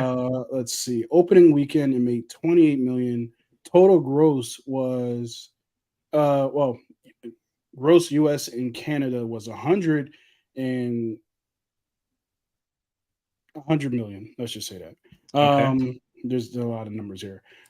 Gross worldwide though was $352 million on a $55 million budget. So that That was did really profitable. well. Yeah. Yeah, the first one was definitely profitable then. Yeah. And if Because the you got second one wasn't, I'll bet you they're chalking that up to COVID. I You bet. know, So yeah, and so now I have this I have the Army second Hammer one pulled up stuff. now. Yeah, that's a big part of it too. All right, so I have the second one pulled up now. Budget was estimated 90 million. So they got a Okay. $45 million bump in Yeah, budget. Opening because of that weekend, first one. they made 12 million. Hmm. And gross in the US and Canada was 45 million. Gross worldwide was 137 million. Okay, So so they probably didn't if, even cover their marketing and all their other on nope. that. So I Because I mean, you believe get a marketing is either two and a half or just marketing doubles the budget typically. okay. Um yeah, Well, so I they mean, if your lost money first on the one's second one. profitable, second one not so much, but it comes during a pandemic. Yep. I mean, I don't see. I mean, I see why they went for a third one. Yeah. I, I don't blame them for that, giving it another shot. Yeah. Okay, And I yeah, and if also another wonder one if gets there was made, like a I also wonder if there's there was a deal in place for him to have a three picture deal um for this movie. But could sometimes those be, things get could cut be, anyway. But yeah. yeah, maybe. Okay. All right, well, that's interesting information. I'm gonna move on to the comments. Okay. Matt Film Show says, "What's up, guys? How you guys think Aquaman is going to do in the box office?" First of all, Matt, thanks for joining us. Thanks for the help with the Ana de Armas thing a minute ago. And I have mixed feelings on that particular question. In one sense, I'm thinking, hey, this is the final DCEU. People are going to want to see it. In the other sense, I'm thinking this is the final DCEU. Nobody's going to want to see it. So, same statement, two different meanings. Yep. I don't know. Okay, so I did find the budget for Hunting in Venice. It's Okay. listed as $60 million. Okay, so they went back But down. that's before the that's before the marketing. Okay. Yeah, But so I mean, that one still has time. It could get. I mean, it oh, could for at least sure. break even. So, yeah, Absolutely. This was just his first that's a good weekend. sign. Yeah. Yep. All right. Cool. All right. He asked Aquaman. Do you have any thoughts on that? Yes. I think that Aquaman might do the best out of all the DC movies that came out this year. Okay. I mean, it Wait, wouldn't how take many much. DC movies came out this year? Just one, right? We had Blue Just a Beetle Flash. Oh, Blue Beetle. That's right. and the Yeah. Flash. So, yeah, I think it would probably do the best. You have the Jason Momoa factor. You have the fact that the first one did $1 billion. The Flash Yeah. and Blue Beetle were new properties. The first time out. This one is a proven concept, so to speak. And to me, I know that we have like different opinions on the trailer, but I was sold on the trailer. And I'm not saying that my opinion is everybody's opinion because that would be super ridiculous and arrogant. But I didn't even do a review on the trailer because I didn't want to be negative. I mean, Yeah. I hate No, to put out negative no, I hear content if that. I can Yeah. keep from it. I mean, sometimes you have to. Tomorrow night I'm Hmm. going to have to, but I Yeah. just hate to. I hate to do No, it if I so negative just for a is trailer fine anyway. as long as it's constructive and Yeah, non-toxic. yeah, I wouldn't even and necessarily call it negative. I would just call it critique. Negative is yeah, just like, and I'm oh, still this excited for sucks ass. Aquaman. It's like, Don't get well, me wrong. relax. Yeah. Yeah, Yeah. So yeah, I'm excited for it. I'm excited to see Yahya Abdul Mateen the second. Like, I thought you was fixing to say Amber Heard, and I thought, well, we just lost some subscribers here. I was no, like, I some could viewers. not care an iota. Stay out of the TMZ stuff, right? Yeah, I, I can't stress to people how much I do not care about that stuff. Like it's just like I yeah. bet So you. anyway, I yeah, bet you anything. Half the people that do care about it are not even the ones watching this movies or have watched any of these movies. So right. yeah, And most of the time when people have those kind of what I've noticed is, and we don't necessarily have to get into this, but what I've noticed is when a male star does something outrageous, there's a lot of hmm defense. When a woman star or actress does something outrageous, and it looks like she did do something outrageous, so it's not to excuse it. The the level of vitriol is like doubled. It's like this. It's like this yeah, very weird. Like, ha, it's almost like a aha, I told you so. Like all women are angels. It's like, dude, relax. Like we hmm are aware that humans are capable of being terrible, right? yeah, But they seem to go overboard whenever there's a female star involved. However, I could not care less. yeah. I'm here to see Jason Momoa and Yahya Abdul Mateen II. And I didn't know Orm was Patrick in the Wilson. movie. I'm excited to see. Yeah, So, yeah. yep, I'm excited to see him. Well, he. Yep, And Willem Dafoe survived the first one too, because usually yep. the mentor dies, but he actually survived. I didn't notice it in Uh, the trailer. yeah. But, Oh, yeah, neither did I. But yeah, so I'm excited to see it just on the basis of that. I'm also excited to see, and I know that you said that blah, blah, blah. But now that he's dealing with an actual society of Atlantis, I'm interested to yeah, see how he actually leads that. Because before he was just like that's fun. a fish out of water, no pun intended. Yeah, I just I just feel like the stakes are lower. You know, the first movie, they're all like, it's going to be the end of the world. Norm's going to destroy everything. And now we're like, and sometimes that's good to cut back and whatever. I mean, I don't know. It just feels Yeah, like, okay, now it's we're a personal secluded to story. Atlantis. And yeah, it's Hmm. more personal. I get that. Yeah, I just, between that and the underwater stuff, I don't think looks as good as what we've seen in two other movies this past year. yeah. I You don't mean know. That's where the trailer stuff got me. Between Avatar and even the Little Mermaid, I thought yeah. looks better underwater than this does. You know what's funny? I didn't even think that you were talking about Little Mermaid. I thought you were talking about Wakanda, Wakanda Forever. Yeah, yeah, with Tyler I Khan because that. actually didn't love that one as Oh, much if really? because it was so dark. It made it hard to As in see like the actual lighting. dark. Yeah, Yeah. the lighting of it. Hmm. I thought they did good with the flowing and the whatever underwater and Yeah. stuff, but DJ said, "Hey, put some more lights in your damn city. We're that's tired of right. it. Yeah, it's too dark in there. It's too dark down here." Does Why is anybody it tell dark at the bottom of the Namor? ocean? Yeah, No one says anything to Namor. Like we brought this up to him, but he just feels like we'll be stronger in the dark. He saw Dark Knight Rises. He took a lot of inspiration from Bane. He thought that if we were raised, in the dark, would be better for it. So we don't even bring it up to him anymore. oh man. Yep. You got it. You guys got DVD players down there? We got everything down here. I don't know. I may be proven wrong when I see this movie, Mhm. but we'll Yeah, we'll just see when it comes out as far as that aspect of it goes. I'm sure the movie itself I'm going to enjoy. I'm going to love sure. because I Yeah, love yeah. the first one is a top few DC movie for me or DCEU movie for me. So I'm fully expecting to like this movie. I just didn't enjoy the Mhm. trailer that much, and that And that's dang scene where he's smashing the tree and says the Bill Bridges thing. That was so cringe to uh, me. yeah. I hated that so much. I get that. Yeah, Bill, yeah. What is with Yeah. Jason Momoa in it? Yeah, like every time he's Yeah, I like, don't know. yeah, And he's hell always yeah. like I was hunkered down like, like this too. right. He's always Yeah. like, He's gonna have back problems, man. He's always like he's up here with it. yeah, That's not how yeah, you yeah. swim. I had an issue in Justice League with him.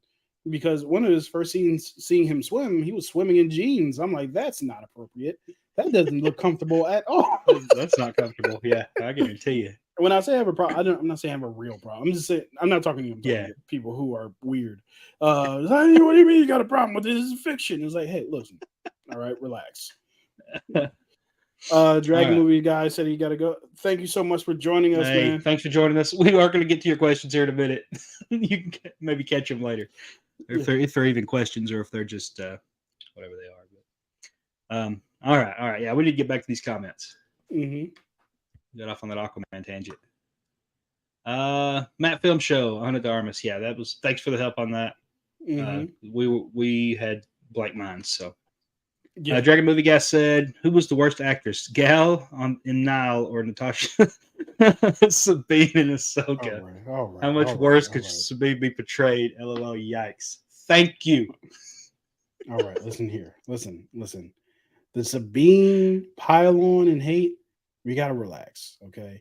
There's too much love in this country for us to be hating on this young lady who is being directed and giving direction on how she should act. It's Dave Filoni's fault that he's bastardized his own character.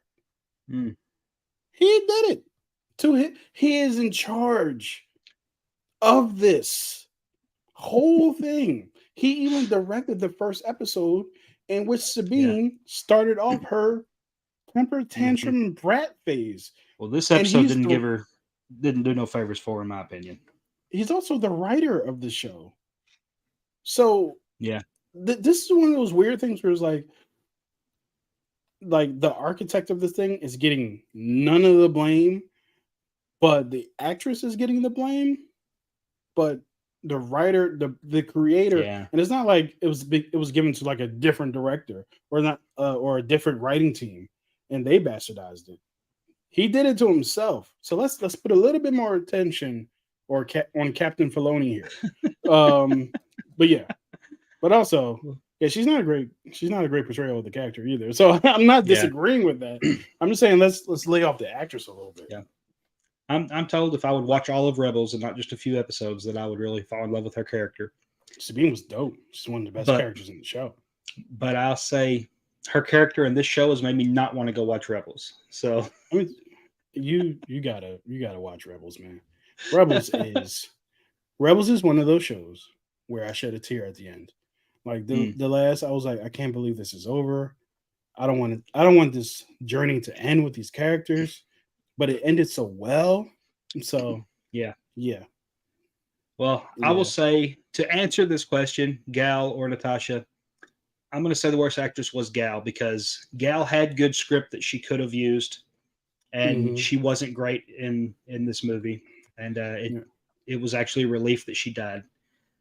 And with with Natasha, I do bow to you on this, that it's definitely the writing and this actress's fault, or in this actress's disfavor, and it's not her fault. Yeah. See, the thing about Gal is that she's often flat in terms of like her delivery. She doesn't give emotion very well. She's very one note, unfortunately.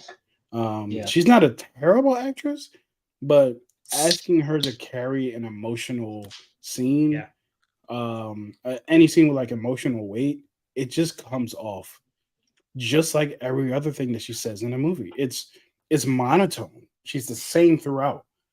She doesn't have a lot of range in that aspect. I feel like there are characters that she could play that could help, that could lift that aspect of her personality and her acting up.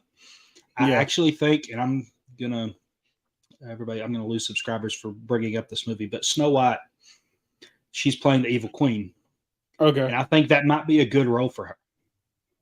Yeah, I can see that. Because it could be a very monotone. You wouldn't have to be, you wouldn't have to overact right to play that role, I feel like. So yeah, I think she could do a good job as the evil queen for sure.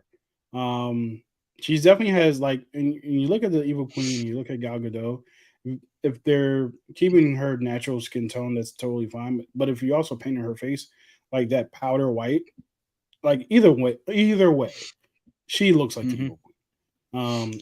Of that character. I'm not saying she looks like a Yeah. evil queen. She looks like the evil queen from that show. And I think that would From that work movie. because I think you can make her have that look. And I mean, the whole evil queen thing, fairest of them all stuff. She's supposed to be a good looking queen as her normal Right. look, So Yeah. that's I think all of that could work in Gal's favor for that movie. But I think it's got to be those type of roles when she's thrown into something where she's expected to be a lead and expected to carry a performance over other actors. It's just she can get there, Yeah. but it's going to take more time than what she's put in so far. Yeah, I think it can be tough for sure. Yep. Yeah. All right. Honor to Armas was yesterday trailer. People who Got it. sued lost, thankfully. Love the movie. Don't see why anyone would sue. I thought they won. I'm not for sure on that story. I I'm pretty remember sure there was a lawsuit, but I don't know. Yeah. Pretty what sure when I was happened with watching this. Campy, he said that they won. But either way. Okay. In terms of whether or Yesterday, not I didn't I'm even glad, watch yesterday, so yeah, I didn't hear about the movie outside of the controversy, to be honest with yeah. you. In terms of whether or not I'm happy or sad that they lost, I think it's tough because the lawsuit, to me, this is just me, is not something I would spend my time suing over. That Yeah. lawsuit is, I have way too much time on my hands lawsuit, right? Yeah. Yeah, Somebody thought and they'd make a quick buck. right, and I'm also glad that they, I am glad that they didn't win because, in a sense, only because you would get a ridiculous lawsuit every couple years because Yeah. there's always something that People are happens in going the to look for trailer. those nitpicky things. Right. Just like the Avengers Infinity War trailer when they're all running towards the camera and that never happens in the movie. It's kind of like they would sue them for that. However, maybe not sue, but like, hey man, don't put that in the trailer if it's not in there. Like that's kind of weird. Then you'll have You people guys suing for putting filmed Hulk in the Infinity War trailer and right. No, but I also kind of feel like on the other side of that, also don't do that. You know what I mean? Yeah. Like that sucks. But that's not, to me, that's not grounds for suing. It's almost like suing for the movie's runtime was reported as this, but in the final cut it was this. It's like, well, relax. You have nothing to do with it. So yeah. Jason Entertainment says, "My dudes, how are you guys tonight?" Jason What's up, Jason? Entertainment. Oh, we got a song going. You know what I'm Go saying? get my guitar. Yep. we'll just sing to Jason. It'll be a angelic vocals out here. We already saw this. Got a jet. Well, I'm glad you're able to join us, man. I appreciate you being a part of the stream. Jason also says, after episode 6-9, Natasha deserves respect. Sabine is going to be great after. Trust me. Okay. I'll take your word for it. I have mixed feelings about Sabine. That's one thing I have mixed feelings about. Not about the actress, about the character. So how do you pronounce the rest of her name? I keep saying Natasha. Is it Lou Bordizzo?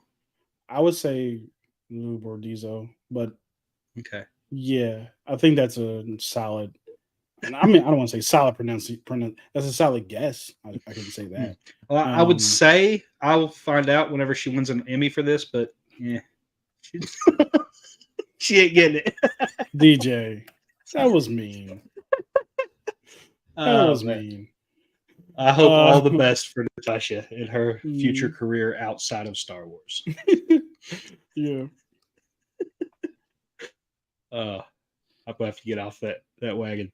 And the actress has nothing to do with Sabine off-putting writing. I saw Natasha in Guns Akimbo, and she was cool. I don't guess I know of that. I don't know. That sounds cool though. I want to. Got a cool name. Yeah. Look that up. Yeah. Guns. Jason bringing the heat tonight. Akimbo. Oh, Daniel Radcliffe is in this. Oh. And Reese Darby. There's a lot of people recognizable. Okay. A lot of recognizable people. Oh, yeah. 2019. Okay. Oh, it's on Amazon Prime. All right, I might have to check it out. Check it out. Thanks for bringing that to our attention. Yeah, man. Yeah, it's really odd. Despite everything, Sabine is still my least fave. But DJ, you Hmm. definitely got to watch Rebels. Sabine is the goat on Rebels. Okay. Yeah, she is for sure. She's the beast on Rebels, which is why it's Dave Filoni's fault. And it's funny you say that. I hear so many people like thanking Dave Filoni for keeping Star Wars good and some of the stuff he does, and then Yeah, but then he I makes think like mistakes like going to live action. And I agree with that sentiment of thanking him for that, but I also don't think that he's above reproach either. yeah, yeah. Yeah. I think Gal had a better performance in the movie Heart of Stone, but the movie still felt flat. Yeah, I've got that one on my list in there to watch. I never sat down and watched it, and now I'm so far behind on other movies that I don't know when I'll get to Heart of Stone. Got to tell you, I I got a screening Mm-hmm. email for it. I did not go. I could not care. It's so cool that you get screenings. Dude, anybody can get it. GoFobo.com, sign up for it. Hmm. Lionsgate tickets, sign up for it. You can get screening tickets from Lionsgate. Are they That through specific theaters when you do that kind of stuff, or is it? No, no. Hmm. So, well, those different companies put those screenings in certain theaters that you're going to have to travel to go to. Okay. However, it's like, I would still sign up for it because you never know if something's going to be nearby you. Hmm. But also, let me just make everybody in the live, the one person who's watching this, let me make everybody in the live aware that literally anybody can go to a screening. Anybody. You don't have to be press. I can put the links of all of the screening websites Hmm. on in the community. But I'll do that after this. Anybody can go to a screening. The thing that you want to do is you want to get there about 45 minutes to an hour early, just because it's first come first serve. So you'll have your ticket, but it can be at capacity in a heartbeat because all these people are getting the email at the same time. Speaking of the email, the moment you get it, sign up for it because it'll be going like that. I didn't Hmm. snap because it would have been in the microphone and would have hurt somebody's ears. But the moment you get that email, this is why I have my notification set for immediately with my emails. Anybody can go, so you just gotta, like I said, I'll put all the links in my community post. I'll give him to DJ, so if he wants to, he can put it in his community post. But yeah, I'm telling you guys, before I started doing YouTube, I've been going to screenings for at least 5 or 6 years. Hmm. So, yeah, Good to know. yep. Let's see. It's been revealed that the Marvel's budget is 270 million. What are your thoughts about Woo! this? Is My that thought, true? Wow. my thoughts Um, are Samuel L. Jackson, Brie Larson, Giona Paris, um, Iman Vellani cost money. Not only that, the bulk of the movie seems to be set in space, and it's not exactly like you're a Winter Soldier where people are just fighting hand to hand.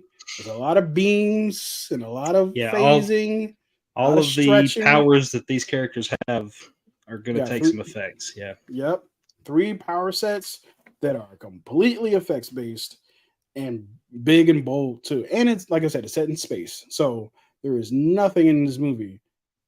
I'm willing to bet that if we were to walk on the set, we would just be surrounded by green walls. So yeah, it probably cost a lot of money. However, 270 million is still a lot of goddamn money. Yeah. So yeah, Especially when you can't have your actors help you promote it right now. that's correct. But I am curious because I feel like, well, people are kind of like down on Marvel a bit, but I am curious because I feel like Marvel is the one franchise that could probably sell itself at this point without Maybe. actors. But it's Marvel, the MCU is kind of on a downturn anyway, so it could just make it worse. It could just exacerbate the situation. Mhm. I'm trying to think of what else is coming out around that time. I've Dune was not heard supposed it, to come out, but but it's not now. moved, yeah, moved out of its spot. Are there any So other now, big blockbusters coming out during that time that could keep it from I getting don't up know if there there's any and making blockbusters its coming money? out for the rest of the year. It's mostly smaller budget films, right? Yeah, even like Rebel Moon, I wouldn't consider that a blockbuster. I You still don't know. even know if that one they're not even putting it in Oh well, theaters, there's are they? Aquaman. There's Aquaman. Yeah, but Um, Aquaman's not till December. I mean, right. you should have a full month Oh yeah, you got a for the good Marvels runway. that yeah. Yep. So Yeah. hopefully they can No. make it and keep their money for it. I mean, I'd hate for them to not want to use Amon Vellani and some of those characters in the future just because of Yeah. a low. I think there's yeah. Yeah. I think that Aman Vellani, I think all these actresses and people are like signed up for a while. Yeah, I Um hope so. I hope so because I do like yeah. these characters, regardless of how these particular movies go. I want to see these Mhm. characters team up in an Avengers movie at some point because that's going to be so Yeah. cool seeing all these Let different me let, personalities. let me ask you a question because Mm-hmm. I know this is a controversial question. Uh How did you feel about Eternals? oh. So it's great that you asked this question because Jason is in our chat right now, Okay. Is he in and Eternals because there's only two people enjoyer? in this stream right now, I'm gonna go ahead. Jason, I hope you don't care that I'm going to say this. We are currently working on setting up a time, and we're going to do a Why the Eternals is Underrated live stream. It is in the works right now as we speak. Thank you to the Cosmic Godcast for bringing it to our attention that we are the two sole Eternals lovers in the world so that we could come together and make this video for you guys eventually. But it is in the works and it is coming and underappreciated, absolutely. So you can look forward to that coming soon. Jason Entertainment and Movie Time Minute will be talking to you about Eternals. I'll be there. I'll be there because I love my guys and I support my guys. Even Underrated, underappreciated. in sickness and in health, and for better or for worse, I support my guys. But Eternals, let me just tell you, there are 33 Marvel movies, and I've had them all ranked. And that is 33. So, I understand. yeah. However, It's in but the my reason top 10. uh, mm, mm, It is my wife's number one favorite MCU film. hallelujah. Mm, mm, mm, mm. We like the little guy in this family. Whew, okay, so, oh man, There she is too. oh man, She said Turtles was the oh best of that. man, Her favorite movie of that year. Yeah. oh man. So here's the thing. Chloe Zhao is a fantastic director. I saw Nomadland and cried. It's a great movie. She deserved the award for it. I despise Eternals, but however, let me tell you why. Well, I don't need to tell you why, but the reason why I brought Eternals up. Let's get to that. I did not like the movie at all. I really enjoyed all of the characters, and I would love to Okay. see the characters in other situations.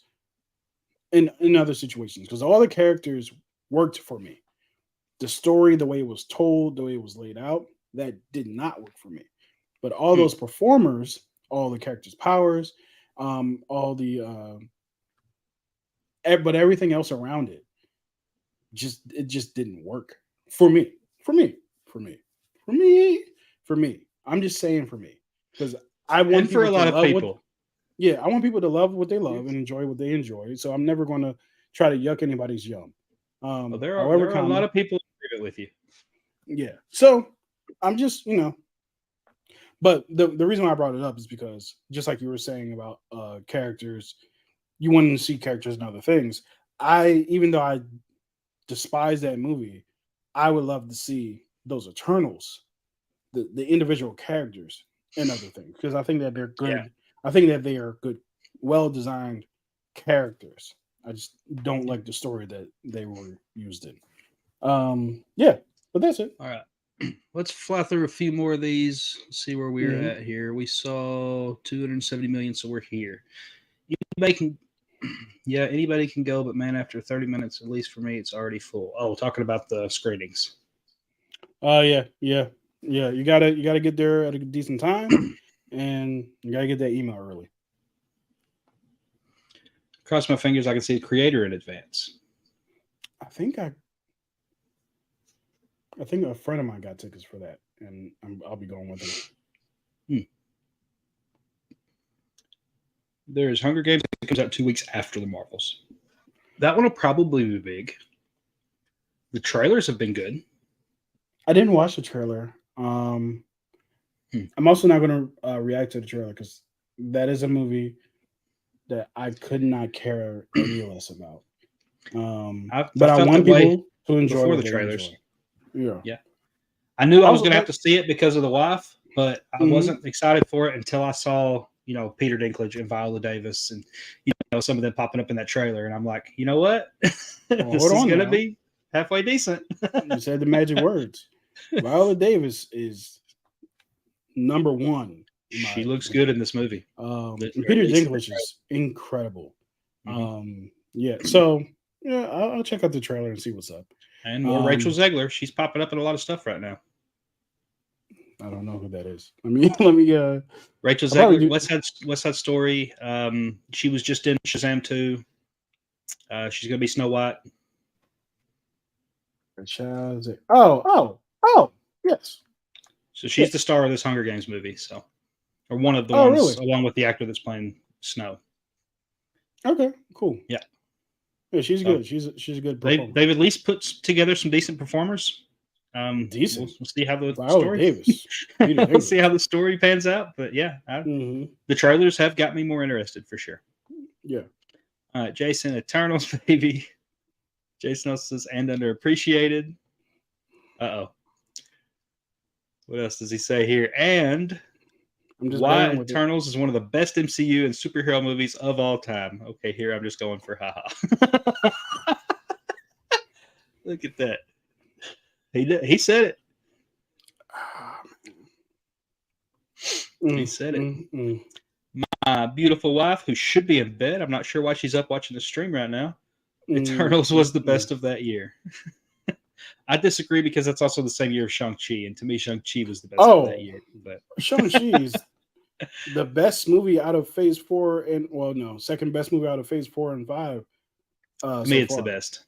Yes, to me, it's like second best to No Way Home. I figured that's what you'd probably say. But honestly, it kind of vacillates because we don't talk enough about how great of a character Wenwu was. He is one of the best villains we've had in MCU. Villain we've had post Thanos.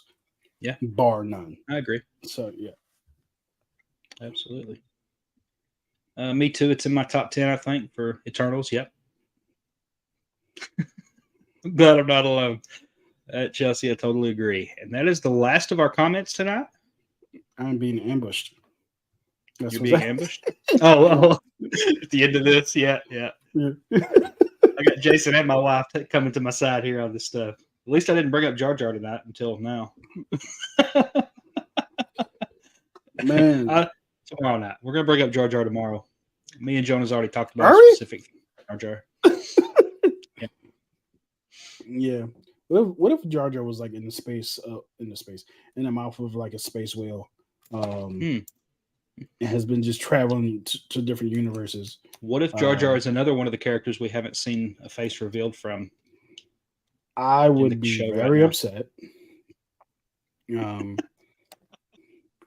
Because I guess we'll get into it tomorrow. But I was very worried when the first turtle guy popped up. Very worried. But Zach Milne was talking about that during his watch along of it or whatever last night. Mm-hmm. And when the turtle come up, he kept going Ninja Turtles, and I said, "Yeah, Ninja Turtles are now canon to Star Wars." Yeah.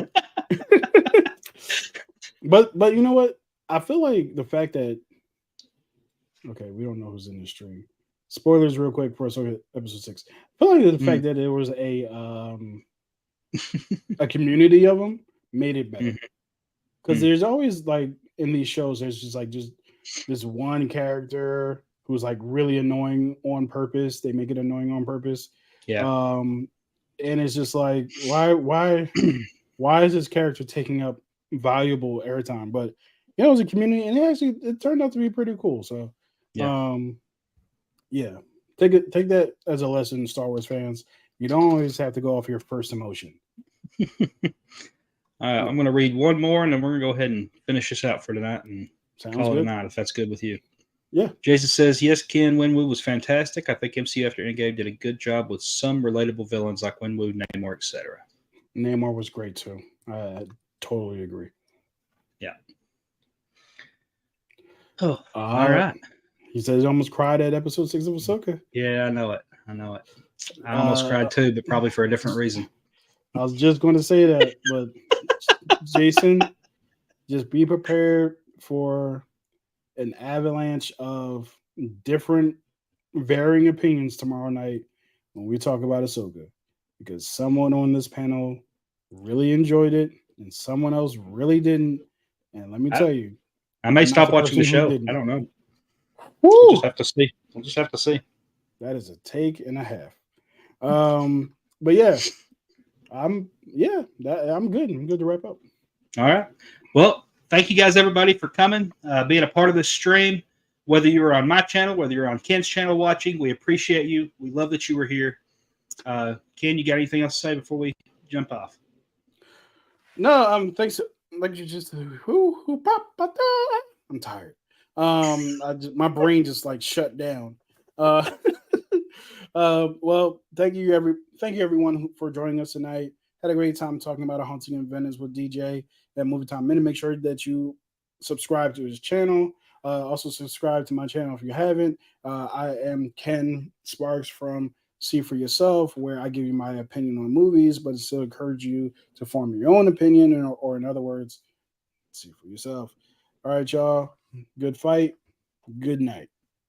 See you guys later. If you're watching after the stream, leave a comment. I'll be sure to reply to you. Yes, Catch you guys sir. later. Likewise. Peace.